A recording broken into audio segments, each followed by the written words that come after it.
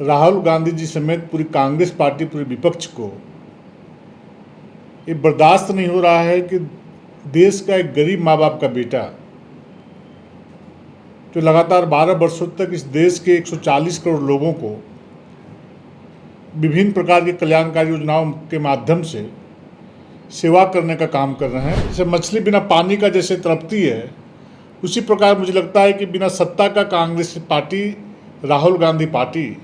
राहुल गांधी जी, उनका तड़प महसूस हो रहा है। गरीब की बात करते थे, लेकिन चुनाव जीतने के बाद एक कांग्रेस गरीबों को भूल जाने का काम करती थी, किसानों को भूल जाने का काम करती थी। जो विदेशी उनका जो पासपोर्ट बना हुआ है, जो विदेशी नाम से बना हुआ है, वो आज भी इस देश की नागरिकता को मुझे लगता है कि मन से कबूल नहीं करते हैं। विदेशों में भी जा करके कई बार भारत के 140 करोड़ लोगों को अपने बातों के माध्यम से अपमानित करने का काम किया, देश को बदनाम करने का काम किया। आप जितनी गालियां आदरणीय प्रधानमंत्री जी को दोगे, उतनी देश की जनता उनको श्रद्धा के भाव से उनको आशीर्वाद देने का काम करेगी और तुमको नकारने का काम कर ही रही जनता यहाँ का, और आगे भी तुम्हें कभी पसंद न करेंगी जनता, यहाँ पर नकारने का ही काम करेगी। देखिए, जिस प्रकार से आज राहुल गांधी जी का जो बयान आया है कि माननीय देश के यशस्वी प्रधानमंत्री आदरणीय नरेंद्र मोदी जी गद्दार हैं, मुझे लगता है कि राहुल गांधी जी समेत पूरी कांग्रेस पार्टी, पूरे विपक्ष को ये बर्दाश्त नहीं हो रहा है कि देश का एक गरीब माँ बाप का बेटा जो लगातार 12 वर्षों तक इस देश के 140 करोड़ लोगों को विभिन्न प्रकार की कल्याणकारी योजनाओं के माध्यम से सेवा करने का काम कर रहे हैं, और देश आज़ाद होने के बाद पहले से प्रधानमंत्री है जो गांव के एक एक लोगों की सेवा करने का काम कर रहे हैं। चूँकि इनके पूर्वज स्वर्गीय जवाहरलाल नेहरू जी, स्वर्गीय श्रीमती इंदिरा गांधी जी, इनके पिताजी श्री राजीव गांधी जी, और इनके द्वारा जो भी प्रधानमंत्री बनाए जाते थे, इनके इशारे पर पूरे देश को चलाने का काम करते थे। और जब से माननीय प्रधानमंत्री नरेंद्र मोदी जी प्रधानमंत्री के रूप में एक सेवक के रूप में काम कर रहे हैं, तब से जब जब भी अवसर इन लोगों को मिलता है, कांग्रेस को चाहे राहुल गांधी जी को, वो आदरणीय प्रधानमंत्री जी को गालियां बकने का काम करते हैं, अपमानित करने का काम करते हैं। क्योंकि ये देख रहे हैं कि किस प्रकार से देश की जनता विभिन्न चुनावों में, किसी भी राज्य में चुनाव होते हैं तो उस राज्य के लगभग 80% जनता आदरणीय प्रधानमंत्री जी को पसंद करने का काम करती है। और राहुल गांधी, कांग्रेस समेत सारे विपक्षी पार्टियों को इस देश में लोगों ने नकारने का काम कर रहा है, तो इनको बर्दाश्त नहीं हो रहा है। जैसे सत्ता बिन जो लोग छटपटाते हैं, जैसे मछली बिना पानी का जैसे तड़पती है, उसी प्रकार मुझे लगता है कि बिना सत्ता का कांग्रेस पार्टी, राहुल गांधी जी, उनका तड़प महसूस हो रहा है।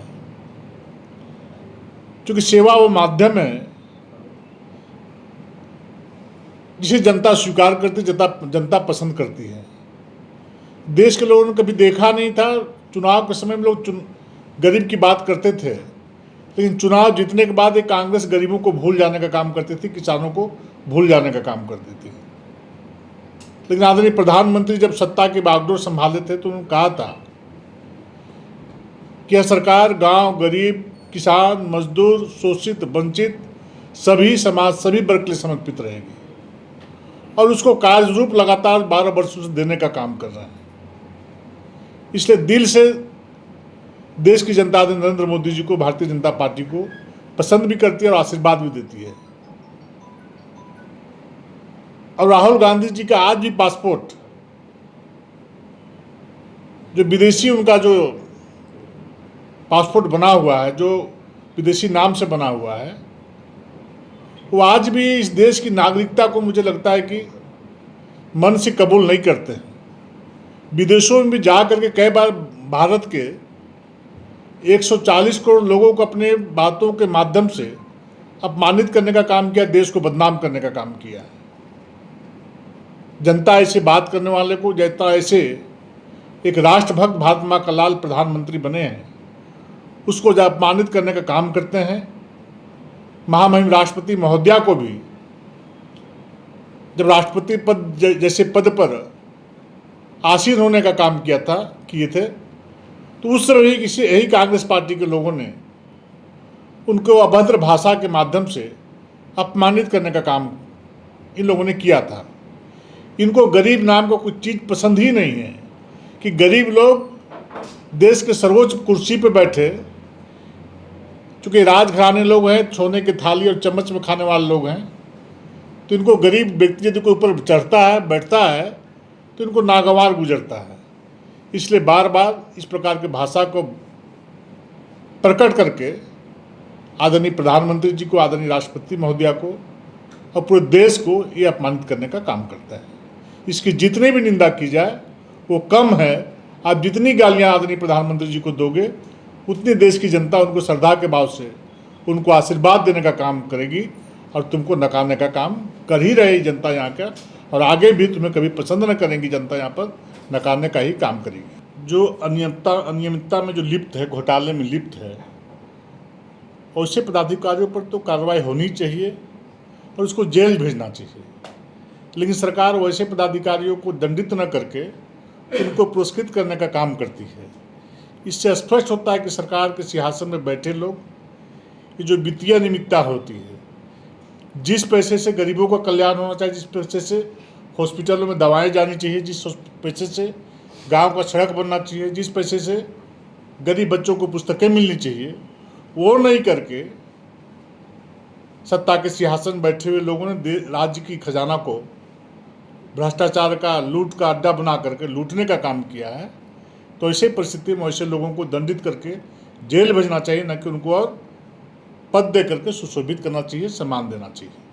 इसलिए माननीय वित्त मंत्री जी ने गृह मंत्रालय से कहा है, तो बहुत अच्छी बात उन्होंने कही है कि वैसे लोगों को दंडित करना चाहिए, वैसे लोगों को जेल के अंदर दिखना चाहिए। गोल, जहां 27 वर्षों के सफर में 17,000 से भी अधिक छात्रों ने डॉक्टर एवं इंजीनियर बनकर भरे सफलता की ऊंची उड़ान, जहां साधारण छात्र भी झारखंड टॉपर्स बनकर बना रहे इतिहास। दूरदर्शी शिक्षाविद श्री विपिन सिंह के मार्गदर्शन में मेडिकल एवं इंजीनियरिंग के लाखों छात्रों के लिए आशा की किरण के रूप में गोल, नेशंस लीडिंग इंस्टीट्यूट। प्रॉब्लम हो गया और सडनली हो गया, अचानक हो गया। तो Jeevan Jyoti super specialist hospital में एडमिट करके इनका एंजियोग्राफी कराया। एंजियोग्राफी करने के बाद वो अपना रिपोर्ट दिया कि इनका 95% प्लस ब्लॉकेज, स्टेंट से काम नहीं चलेगा, इनको बाईपास करना ही पड़ेगा।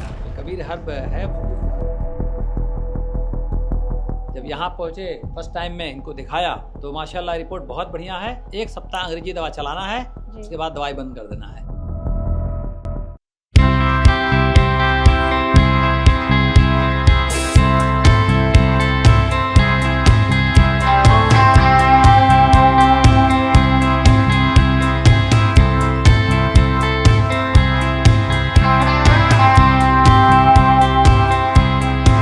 सरकारी परीक्षा की तैयारी का सबसे भरोसेमंद नाम NIBM।